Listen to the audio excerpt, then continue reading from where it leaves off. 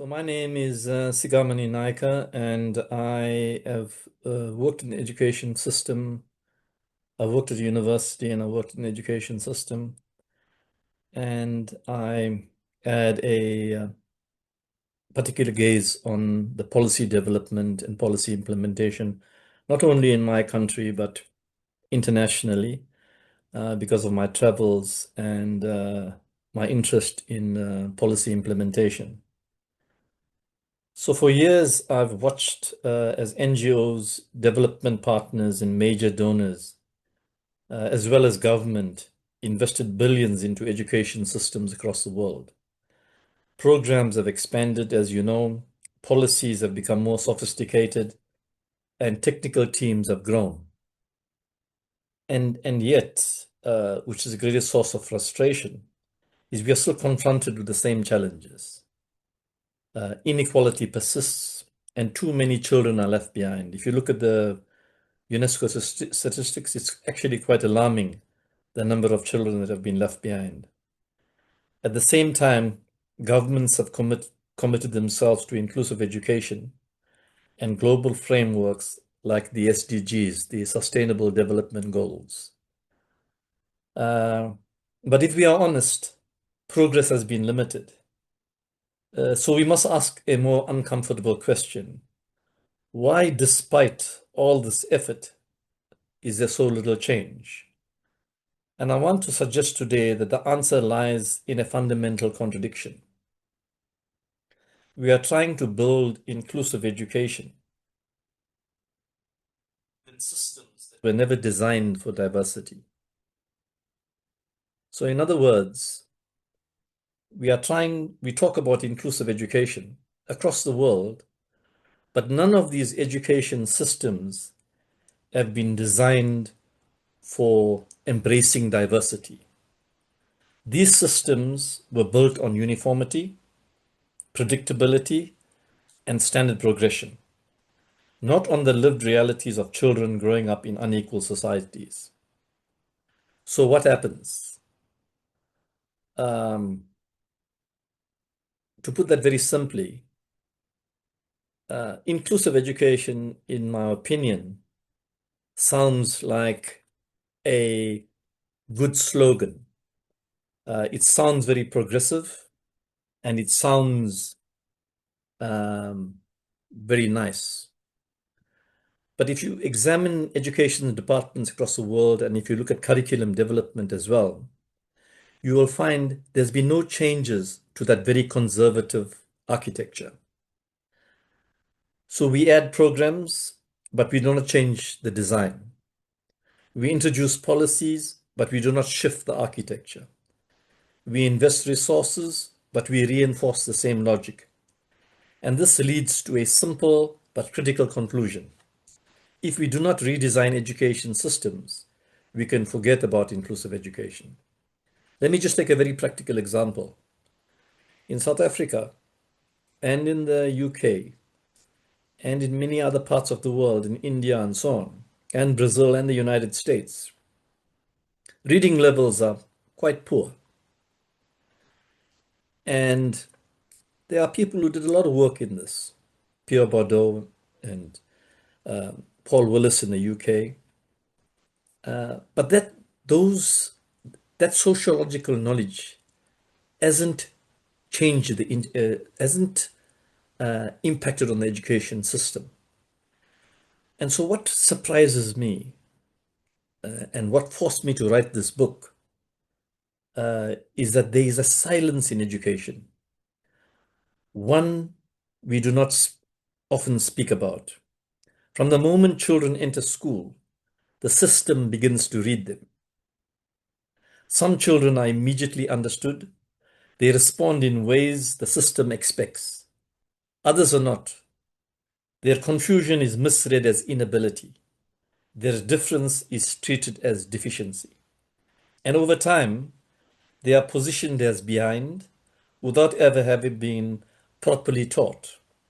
Now, if we step back and look globally, a striking pattern emerges across countries. South Africa, the United States, the United Kingdom, India, Brazil, Egypt. We see the same thing.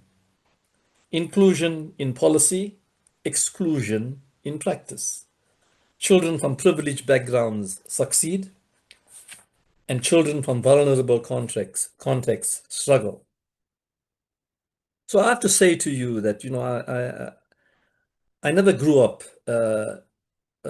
as a wealthy student and so on. I grew up in a working class apartheid township. And one of the reasons why I decided to write this book is to give a voice to poor people, um, marginalized parents, marginalized grandparents who don't have the um, authority or don't have the ability to challenge the status quo. So as a working class person, I came through this education system and I decided this is a narrative I have to produce as a competing narrative. So this exclusion is not random. It is systemic, which is a huge problem, which leads to us to a very difficult realization. Education systems are not failing.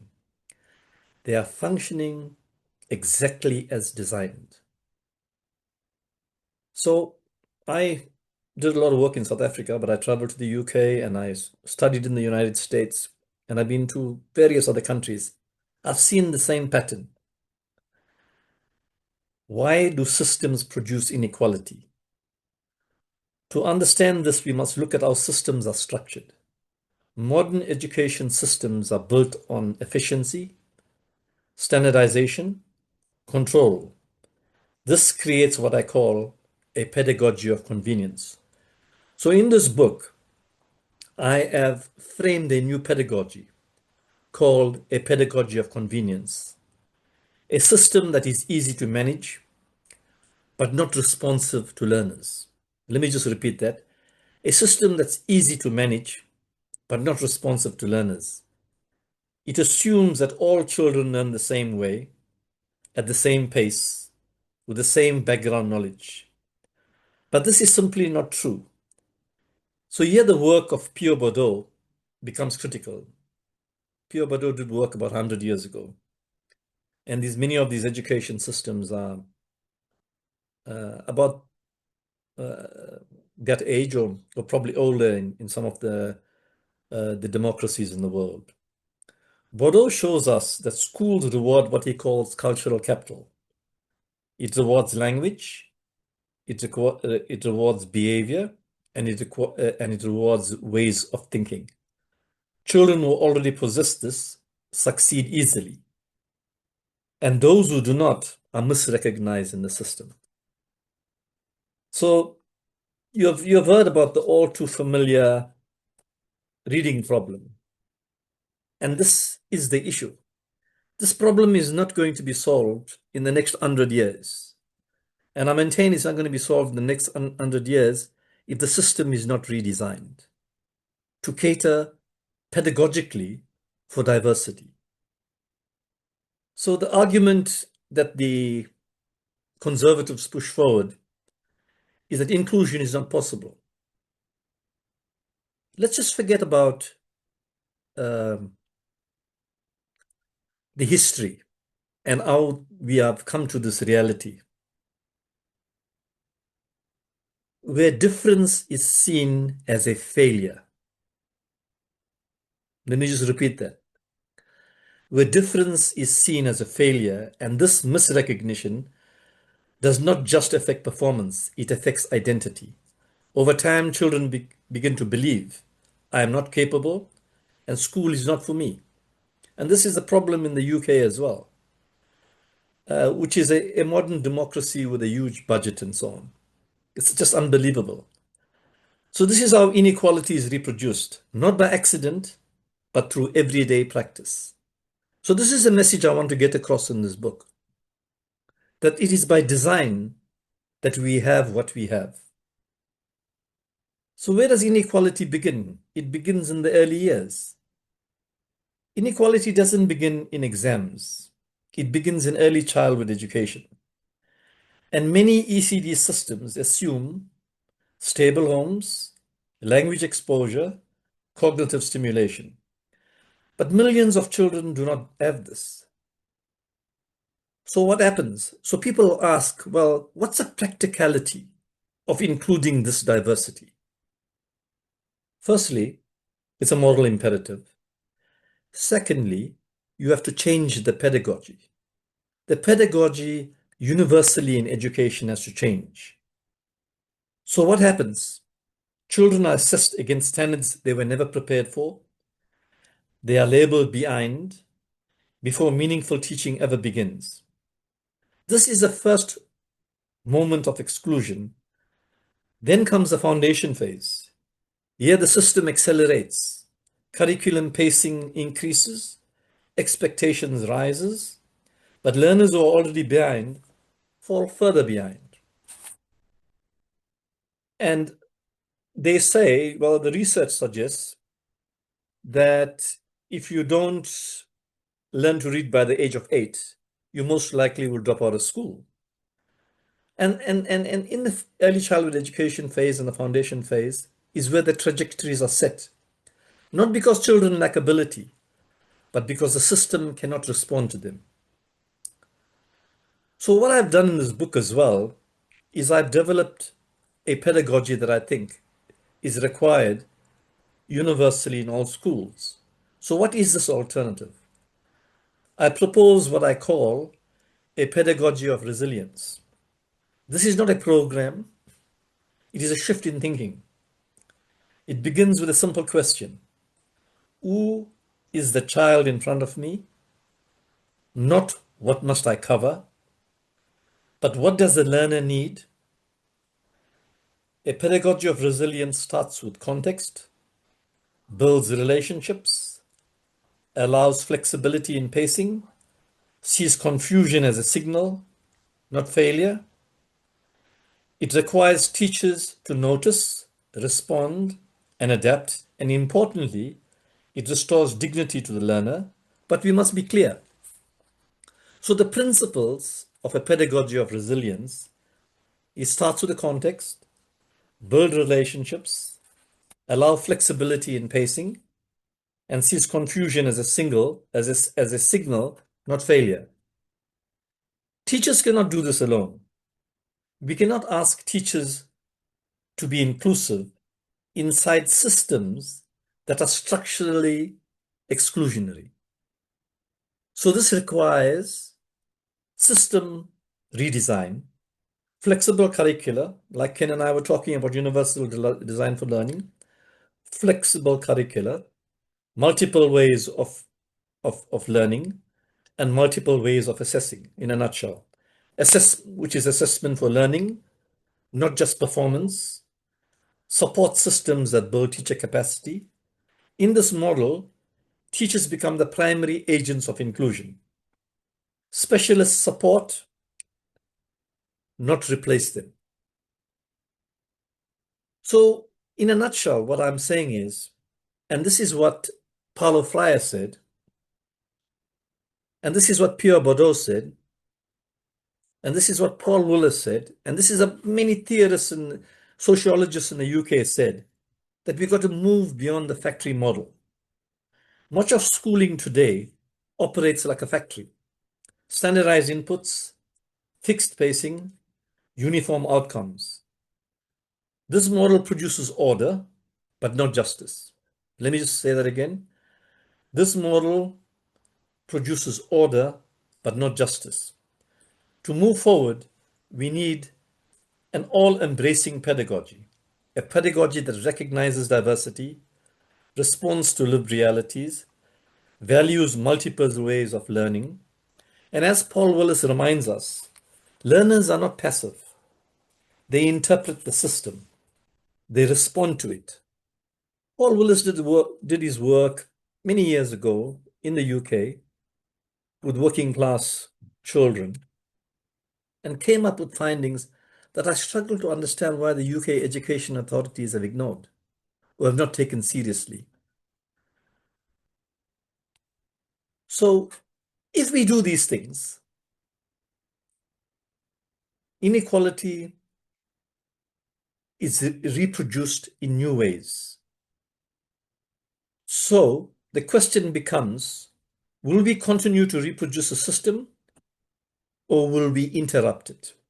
Now, I believe that we should interrupt the system, and that I think that my book would try to rupture the status quo.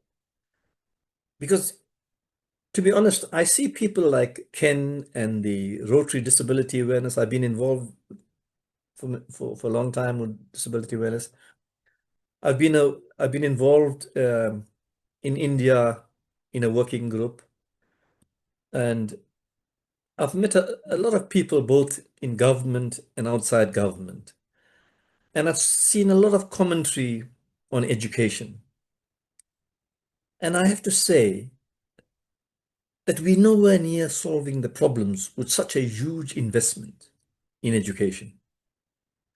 Ever look at the education budgets in the UK and the US, and then you'll find a place in the US, like New Mexico, where not even 30% of the children uh, meet the reading requirements and the maths requirement, right? So what they are doing is they haven't located those children within a specific reality, and they haven't looked at the lived reality of those children, but they have universalized a curriculum that has got very little to do with those children's lives. So in closing, I want to say that this is a moral choice. At its core, education is not about systems. Education is not about systems. Education is about human beings. The idea, the idea that I promote in the book is educare. We need to move away from education and call it educare. And the idea of educare means to draw out, to nurture, to guide. But today, education risks becoming managerial, performative, disconnected from humanity. So we are left with a choice: a pedagogy of convenience, which exists at the moment, or a pedagogy of resilience. One manages learners, the other recognizes them. One reproduces inequality, the other challenges it.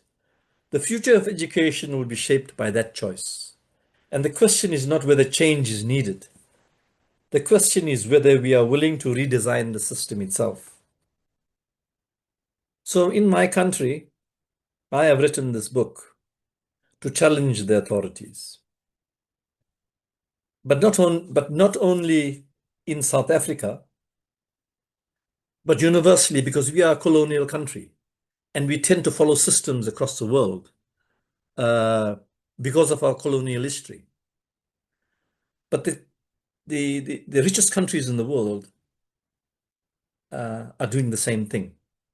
They are reproducing inequality at a systemic level and alienating millions of learners. So I want to conclude, Ken, by saying that we need a pedagogy of resilience, and we need to change the pedagogy to have an inclusive system. So people like yourself who work in this area can experience some success. Thank you so much. Thank you, Doctor. So I have some questions for you, and then we can open it up to others here. So you're calling for change, obviously. You're calling for a change, and at what level does that? At what level does that change need to start? Well, I think the most important thing is that we need to call out the mainstream education system in the world. As my title suggests, education systems in the 21st century are engines of inequality. So we need to call that out.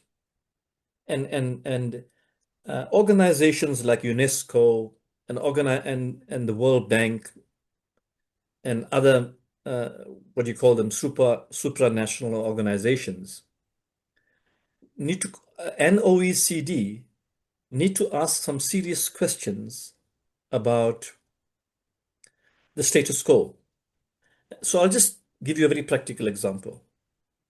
How is it possible that so many children in the world can't read for meaning and we don't recognize it as a problem? But we have this major inclusive education focus. So what I'm simply saying is that we have to call out the systemic weaknesses and we have to reposition education with a humanitarian agenda as opposed to a political and an economic agenda.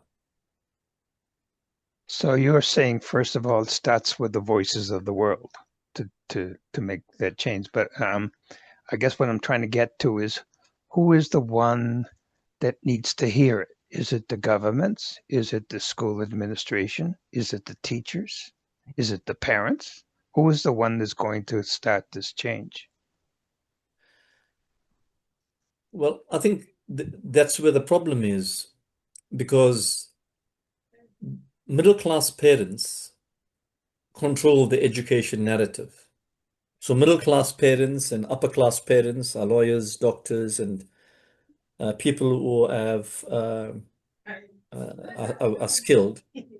They have the ability to call into question the narrative, but they won't call it into question because it serves them. So their voice is the influential voice in the development and the reproduction of the status quo. The people that disability is linked to poverty, right? And there's a correlation. And then the class issue, working class parents can't challenge the status quo. That's the reason I wrote this book, because I came from a working class background and I theorized the system and I understood what it was doing. So I speak on behalf of the parents. I speak on behalf of the alienated and marginalized children and parents. And I think social formations across the world should challenge the status quo and not allow this to happen. Because at a very practical level, it leads to an unstable society. It leads to high levels of crime. And then the problems become so serious and so global that you don't know how to tackle it. To give you a very practical example, in the Western Cape, people feel very threatened when they arrive at the airport because of a neighboring township. So what the state is doing is they're building a wall between the airport and the informal settlements around there. They should have taken that money and invested it in education and built a new pedagogy so that in the future we create a different society. But this problem of unstable societies is rampant across the world. It's rampant in the UK, it's rampant in the US, but because we have such a high working class population, it does affect most South Africans. So basically, you're saying the change has to start at the grassroots. Is that what you're saying? Change has to start from people like you and I. I mean, I have participated in many of the workshops and many of the sessions that were held by Rotary. And and one can't underestimate the enthusiasm, the energy, and the creativity that has taken place over a while. But I think what we need to do is we need to find ways to challenge the authorities who control the education narrative. Because as much as we talk about inclusive education in awareness programs and in various other ways, we're not going to experience much success if systems remain intact. And the parents of more affluent children and more affluent parents um, sort of, in South Africa, for example, experience this level of social instability, but do not make the connection between a weak education system and social instability. Mm-hmm. So one of the things that I've done is I've written this narrative, and I think we need to do this at a global level. And that's outstanding. I've learned by being part of this club for 5 years that if you want to take on the world, it's a big challenge. But it has to start. It starts by one person, always one person. So I read your book. I love your book. I want to do I want to implement what your book says. I am a parent. How am I going to start doing that? Well, I think that the one thing to do is to challenge the popular media, because what bureaucracies do across the world is they produce very fancy magazines with lovely statistics and graphs and so on, and they defend the status quo. And so, for example, if you are in the United States, you have to ask what is happening in New Mexico. If you are in the UK, you should ask about what's happening in, for example, Leeds. So when I went to Leeds, I found the biggest problem in that society, despite all of their formal homes and good infrastructure and so on, problem number one was domestic violence. Problem number two was drugs. Problem number three was white boys were not interested in education. Now, this is the first world. This is the second biggest economy in the world. And you had a study like Paul Willis, and you had work done by Diane Ray, and you had work done by so many other sociologists of education, that it's been ignored over the last 60 or 70 or 100 years. And so Ofsted in the UK, I'm using this example because I don't want to say that everything is bad in the so-called uh, uh, developing economies. I'm saying this problem is endemic. It's in the United Kingdom and it's in the United States. If you go to when I went to Philadelphia in the United States, I went to the 6 school districts. One of the superintendents told me, uh, you shouldn't come in here with public transport. It's too dangerous. So how should we intervene? We should tackle the dominant narrative and show that it is not honest, that it's a false narrative. And that for me is a starting point, because in my chapter 1, I tackle all these myths. I tackle the wall. The wall here in the Western Cape. I tackle that. I tackle the metric results. For example, you have metric results in the Western Cape that's celebrated in a political way, but the children in the townships, their success has never ever been celebrated. So I tackle these issues in my narrative, and I'm calling the dominant narrative into question. So Mm-hmm. I think, Ken, we need to call the dominant narrative into question. And we shouldn't say, well, developing countries, developed countries, and so on, because I think all these countries have similar problems. Mm-hmm. And we welcome others to join this conversation. Please put your hand up if you'd like to do that. I see Florence has her hand up. Florence, go ahead. Can you hear me? I Yes. can. Good to see you again. I enjoyed your presentation extremely well. While I am not an educator, I have lived in the world. And I think that what you're referring to is exquisite representation of inequality throughout all genres in the world. I remember years ago in the States when they were giving out the IQ test, and a lot of the questions did not pertain to the African American community. And I remember back then that there was a lot of discussion.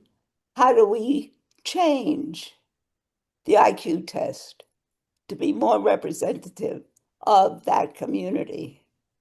Because the way it was given, all of the African American students were coming out as imbeciles.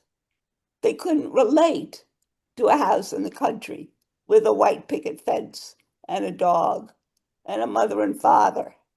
But they could relate to the city where the cops come and they just take you away for nothing.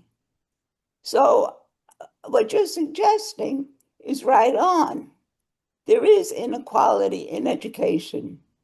You see it with the disabled child. They don't get, I just learned, and I am so overwhelmed that I keep repeating it. Somewhere in Africa, some man said at one of our meetings, Ken, that the disabled child, when they're born, are not given names. Can you imagine? You're not even given a name. How can you have equality in education when you have that basic inequality right there? This is an enormous subject you brought up that goes far beyond education. And I thank you for it because it was needed to be heard and needed to be said. That's it. Thank you, Florence. You know, Dr. Sigamoney, one of the problems I have with the IQ test is that with me with ADHD, I couldn't focus on it. So I know my score was very low on that. There's a big problem with the IQ test. I think probably globally on many ways. Mark started. Go ahead. Hello. I'm personally neurodiverse. It's an yes, it's an interesting subject, and obviously it's quite a broad subject that can go in so many different directions. Kind of doing along with Dyslexia Scotland, we're doing teacher training courses using UFly training manuals from Florida University, and the teacher training courses are in Kenya, Uganda, South Africa, and Ghana, India. And when you do, I brought a specialist teacher over from America for a while to teach some of the teachers in Kenya, and the government got involved. And immediately what she picked up and what others have picked up is they want to learn, and they want to learn a lot quicker and faster than you're getting in the schools in America or the schools in Britain, let's just say the Western world. Whether there's kind of that's not the way we normally do it approach here in the Western world, I don't know. But they wanted to learn and they want to get on. And if they're given the education and given the ability, they will dwarf us. Is there maybe something in it that there's an old saying about, say, third generation of a family in a business. Could that be the case within, say, a country? And Britain used to be massive and have huge connections around the world. India used to be, you had the same with Egypt used to be, and you can rhyme that off. Are we maybe in the curse of heading down?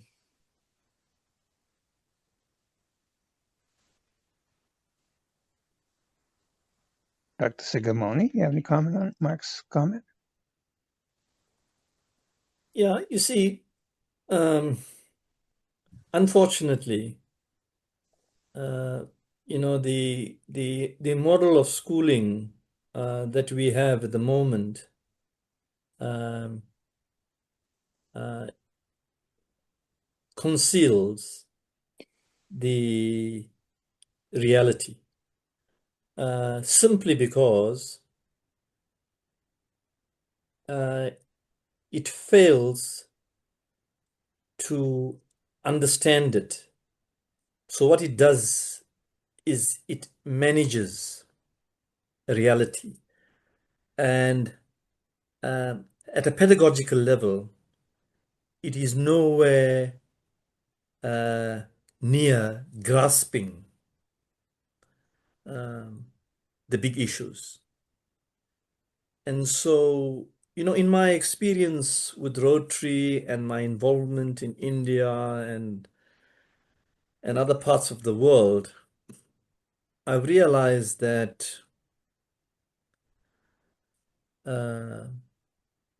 you have to call into question the dominant narrative.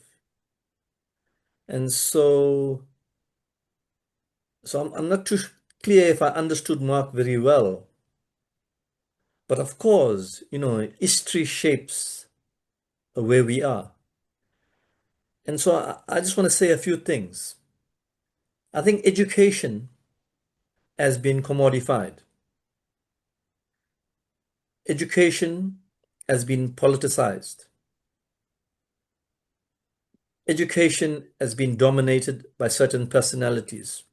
So in the UK, there was a certain Minister of Education who had a major influence in implementing the curriculum of a very conservative nature. So education has lost its essence, in a sense. It has lost its essence. Any meaningful education narrative should focus on inclusivity, should be inclusive. And so, if the way I understand when education was said to be the great equalizer, when at its very origins, but the founding thinkers, the early thinkers on education, and when education was introduced into this universe, it was meant to be the great equalizer, but it's been turned on its head. So that is why I introduced in my book a term called educare. Mark, I hope I answered your question, but I tried to grasp your very diverse input into that response. It's a difficult subject. Yeah. Here in Scotland at the moment, you're getting a huge number of young people saying that they have anxiety, mental health issues, and the Scottish government are giving a lot of young people financial support so they don't have to work and they don't have to go and do anything. And the numbers are rising quite steeply. So my kind of point, probably didn't put it across correctly, sorry, that from what I see in, okay, you've got a lot of other issues to why, how, and wherefore, but in parts of Africa and parts of India and so on, when you're looking at extreme poverty, they really want to get on and they really want to learn. And if they're given the opportunity and given the chance, they grasp it with both hands and they throttle the best of it out and they get the most out of it.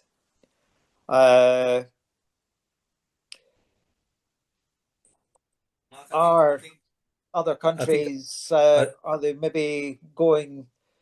I mean, take Germany for example. There were initially, when there was the migration and immigrants coming in, and they needed about 1 million to come and work in their factories and work in their industries, because a lot of the young people, parents have worked hard, third generation, and got a nice house, nice cars. Kids have got their phones, they've got their trainers, they've got whatever, and didn't want to go and work in the factories. So Germany had to bring a load of people in. So I think that given the opportunity, a lot of these poorer places will give other countries a rude awakening if they're given the opportunity and given the chance to learn, because they want to learn, they want to get on. so Mark, I think this issue about attention, mental health, and so on is a real issue. And I was in Norway and I was speaking to teacher education students, third year teacher education students. So throughout the week, the students were saying that they had challenges about mental health, they had challenges about, the things you raise. I think it's a very serious problem. And, despite the enthusiasm of people in less affluent countries, I think that the 21st century, which makes my narrative more credible, is that I don't think universally education systems understand the complexities of the 21st century. The bureaucracies operate within what I call a pedagogy of convenience. And so those people that you talk about, they have genuine, authentic challenges. And I think our sociologists and the people who get paid to think for society must frame these problems in such a way that the authorities take them seriously, because you can't underestimate this challenge that young people have today. I've heard people within a Norwegian context, which is a society that's very egalitarian, right? And these challenges emerged every day when I spoke to them. So when I made my presentation to the faculty, I didn't speak about inclusive education. I spoke about the challenges facing Norwegian youth, much to the anger of some of the people who invited me. But I did that because I have this philosophy that you must be truthful about the lived reality of people.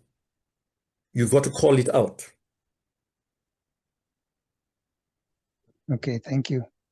We have a couple more people with questions on the, and John, if you could just monitor the chat to see if there's something there we should bring attention to. I appreciate it. Ted? Yes, sir. This was duly needed, and I'm in the school system, and it's a lot of things that I see, and I've ran into a lot of people say, "Oh, well, the child is troubled." I said, "No, they're not troubled." I said, "You just need to understand them. You just need to talk to them." And we begin to see that behavior will come out because they're not being set down and taught right. It's not being dissected right for them to get it, to understand it. And so when you were talking about, like, there comes the violence and the frustration and stuff, or they get into fights all the time. We run into the fights, and then they tell us, hey, well, you guys can't break up the fights. And I said, well, I'm supposed to just sit there and let them fight. I'm supposed to just sit there and let them, hurt each other even more, and they're like, well, we have things in place. I said, but if I'm there and then there's nobody else there and it's just me, I said, I'm going to break the fight up regardless to what you're saying. You're saying it's okay and just let them keep doing it. And I would argue the point. I would go to the school board about like our parent liaisons. That was one of the biggest problems we're having now. And especially with the budget is that they don't understand there's majority of parents that don't know how to use, the internet. They don't know how to use the computer. They don't know how to use these things. And when we have the parent liaison is the one that helps, new parents that are, new kids that are in school, showing them the way. Well, they cut that out totally. And so we've had one at all schools. Now we have three, and then you have to make an appointment with them. Instead, the parent is having to um basically go from place to place to get information. And it shouldn't be like that. It shouldn't be them having to go from spot to spot just to get information. And that was one of the biggest problems we're having now, is that they took that out of the school, period. They're saying, hey, we're going to bring you guys back. And we're like, okay, when? When are we going to bring them back into the school to help our children out? And that's one of the biggest problems we're having now. And I'm so glad that you brought a lot of these things to the light, because the biggest thing was, getting on the public transportation, because hey, it's dangerous. These our children get on the city bus, or the regular school bus, and there's things that happen on that bus as well. And I'm like, okay, well, how can we control that? Like, you have the bus driver. The bus driver has to pay attention to the road.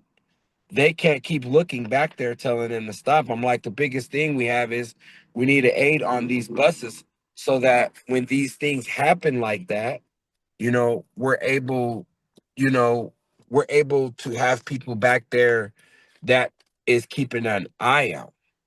But that was one of the biggest problems that we're dealing with. I dealt with, a principal saying, oh, he's trouble. And I said, well, you're the principal. You're supposed to be encouraging him, Absolutely. not putting him down, not telling me he's trouble. And I'm sitting there like, no, he's not trouble. I said, let me have a talk with him. Let me conversate with him. And when I began to talk to him, I found out so many things. And I said, instead of you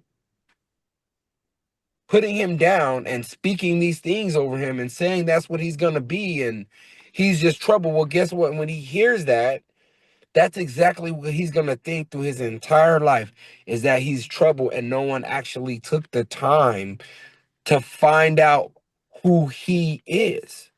And when I begin to sit and find out who he is, he began to open up and say, I like soccer. Perfect. The biggest thing we also need in our schools, and I was listening to what Mark was saying, the biggest thing they're trying to take out of the schools is the mentors and places where our children can go and express themselves. A lot of them deal with mental stuff, pressure, you know, um, they're hanging around the wrong crowds. I see it all because I go to all the schools, elementary, middle school, high school, and I see these kids hanging out in the wrong crowds. And I said, the biggest problem we have is when they started elementary school and you told them they were trouble. That just stuck with them. So now we have no places for them to go to vent, because hey, they can come and vent to us as the parents. I'm a parent as well, and our children are in school. Our children can come vent to us. They can come talk to us. They can tell us, and I'm able to answer these questions. And so, before I leave, I just want to say thank you, because you brought so much stuff to the light that needs to be pushed even more. And trust me, I push as much as I can tirelessly. When I go to these board meetings, it's like back and forth with them. telling them, look, we need to bring these things to light because they need help. It's not the fact that something they want, it's something they need. And that was the hugest problem, is I said they need someone to show them that they care. And that's why I'm so passionate about these things, is because I see it all the time. And so I'm just so thankful that you have brought these things to life in the education and shifting that, because it's shifting it and helping them understand it, helping them get it. Then we'll understand that student will not be doing the same things they're doing because somebody sat down and took the time with them and homed in on the skills to show them that they can do it. Their thought is, I can't do it. I'm dumb. This is what I've been told. And I said, no, we need to change that language to you can do it. I said, take care out of your vocabulary. You can do these things, and we're going to find tools to help you home in. So I just want to say thank you, and I truly appreciate it. Thank you, Ted. Any comment, Dr. Sigamoney? Yeah, no, the only thing I'm going to say to Ted is that it's good to have human beings like Ted around, to fight the good fight and to have that position that he has. It's truly admirable. And I wish you well, Ted, in the work that you do. Next is Tony. Thank you. Next is Tony. Thanks very much, everybody. And again, thank you, Ken, for putting this on. I think really I put my question in the chat, and it also kind of is a reflection from something that you said in the book, Sigamoney, about how special ed organisations, and particularly the NGOs, haven't always been entirely helpful. A lot of people who work within these systems, particularly at policy level, but also in leadership level, they're not allowed to speak out, Sigamoney. They're often silenced, sometimes under threat of sanction.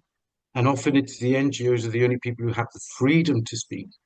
And yet the NGOs are often under-resourced and not really taken seriously as a voice in consultations where policy is often decided before the consultations have even taken place.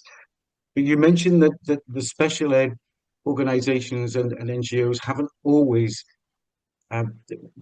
been helpful. And my experience is as well that often in an attempt to build empathy and encourage support, that they align too much with the victim narrative, that almost kind of paradoxically aligns with and reinforces the system that we've got. What my question would be, what would your message be to the NGOs and the special ed kind of pioneering voices who sit outside the system? What would your message to them be about what we need to do differently in order to affect real change? So, Ted, I mean, I think that's the fundamental question that we all should be asking, and we all should be responding on a daily basis. I mean, you've picked this up, Ted, right? And I've also picked it up, and that's why I call this dominant pedagogy a pedagogy of convenience, because it suits certain people, it suits certain interests. It's the commodification of education. It's a politicization of education. It's a personalization of education, where education has lost its essence. So I've picked this up, and my advice to people. I saw a comment there about that you can't speak up, but the only person that I can talk about in this environment is myself. So no matter where I was, whether I was sitting in the mayor's office, whether I was sitting in the most senior person's office, or whether I was sitting in the minister's office, I told them exactly what I thought, right? And the reason why I did that is because what could they do to me? What could they do to me? And so I was not happy with their response. I was not happy with the minister. Because I did tell the Minister of Education in South Africa, the current minister, in a meeting 3 weeks ago, that she only supports rich kids. I told her that. And I said to her, at that stage, my book wasn't published. I said to her, I'm coming out with a book. It's called Education Systems in the 21st Century Are Engines of Inequality. No Minister of Education wants to hear that. But I did tell her that. So based on your question, Ted, we need to be free people. This is the 21st century.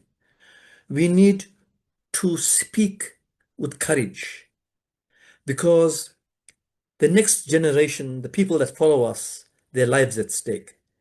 So one day I was invited to a nearby community, and when I went there to speak, to address a gathering, a lady came up to me and she said to me, "This is a very dangerous place, you know, and um, anything can happen here." So when I left this community, I thought to myself, um, nobody deserves to live like that.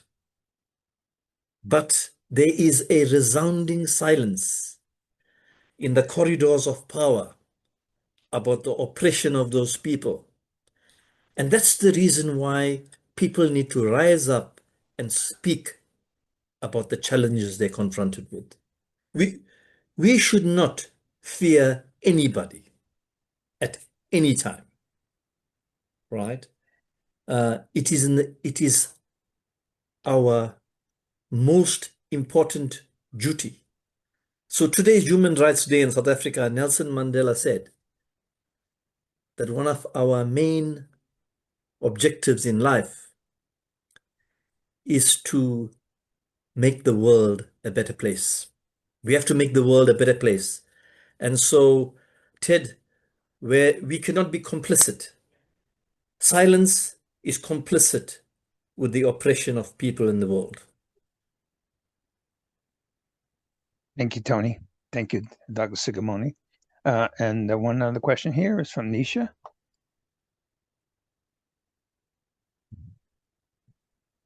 Hi, Ken. Hi, Dr. Sigamoney. It was, very pleasant to listen to you.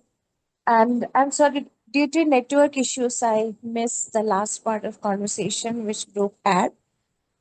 While listening to you, I was thinking about the existing system, especially the standardized assessment and the rigid grading and the promotion and entry to different educational programs based on the merit, that too based on the current existing assessment. That itself denies the basic human rights, right? Especially when we think from the perspective of human rights and disability. It confines the accessibility, choices, and the right to students with a certain level of cognitive disability, cognitive abilities. It's a denial of human rights itself. And the mental health plays a crucial role here. When we talk disability, it's not only about physical and cognitive disabilities, but also psychosocial disabilities. So that's a group often, get ignored. So, for example, a person with a bipolar disorder, what if the person is going through the episode of depression at the time of assessment, and the person get very low grade according to the current system, and the student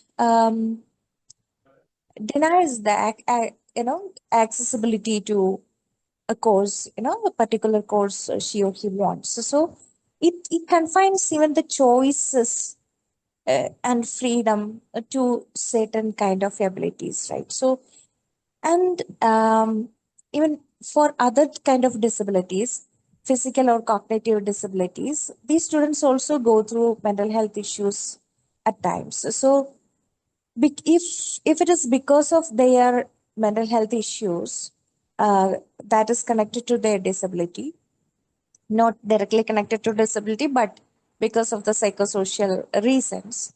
And if it is affecting their grades and the assessment, again, they are denied the choices and accessibility to particular courses they want, right? So when we look at the entire system, I think it's denying the human rights itself. This is what I was thinking, and I would like to know your thoughts about it. So Nisha, sorry, Ken, through you. So Nisha, I think one of the biggest problems with the broad issues around disability is that, you know, we have not provided sufficient knowledge in the education system across the world about these differences.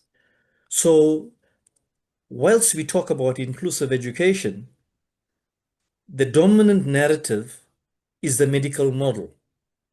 So we have 20 years of inclusive education in South Africa, but the narrative is based on the medical model, right? And the uh, the whole issue of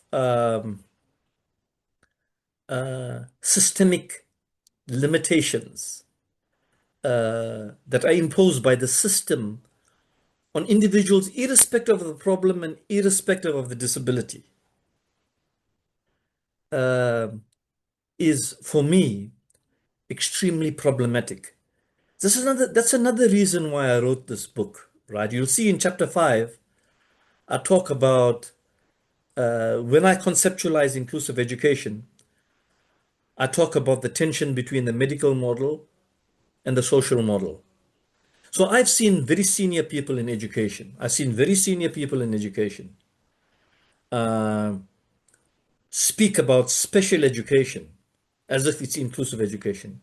So I don't want anybody to get me wrong. You know, I love my country. And, you know, I quoted our president, Nelson Mandela, on Human Rights Day. But I think what I have to say is you have to call a spade a spade. And, you know, in terms of disability,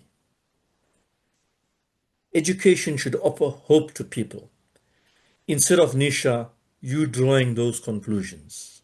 The conclusions that you draw, Nisha, are very important, right?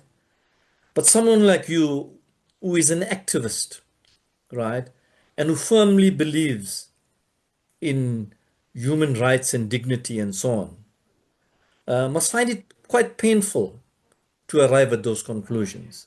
But unfortunately, we've engaged with the Ministry of Education in South Africa around inclusive education, and we have a lot of in South Africa we have so many good, wonderful, inclusive education advocates, and I'm always surprised with the commitment and interest. But the one thing I want to say today, and that I need to repeat in every conversation I have, is that don't underestimate conservative ideology. Because what conservative ideology does, it's an enabling mechanism for exclusion.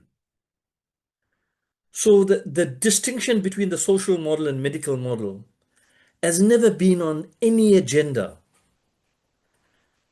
in mainstream education that I've been exposed to in the last 15 to 20 years. But we raise it.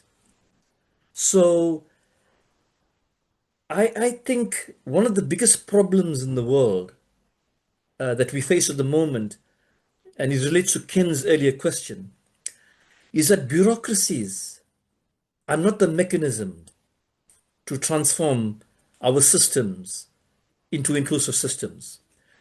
Because bureaucracies, according to Max Weber, who wrote 150 years ago, has been designed to maintain the status quo. And we, with our very optimistic positions, I know people in all over the world are very optimistic about inclusive education. And it's good to be optimistic about inclusive education, but you can't be naive.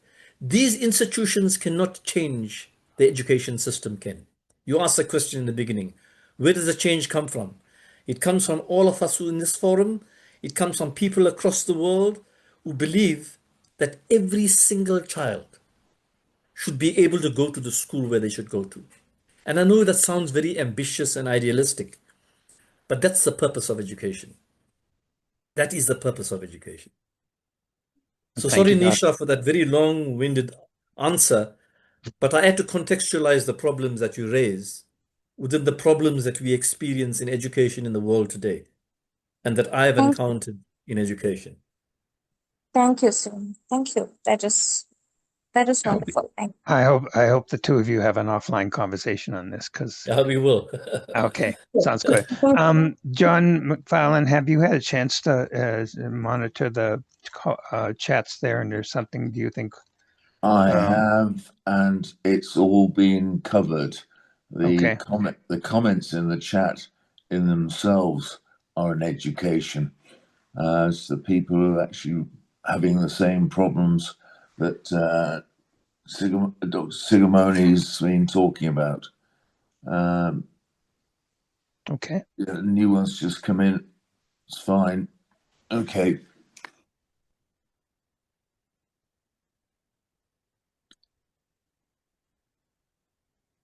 I was picking up the chats I was picking up the chats, Ken, and I was trying to respond to them. Okay. In my Oh, own okay. You're a better person than I am.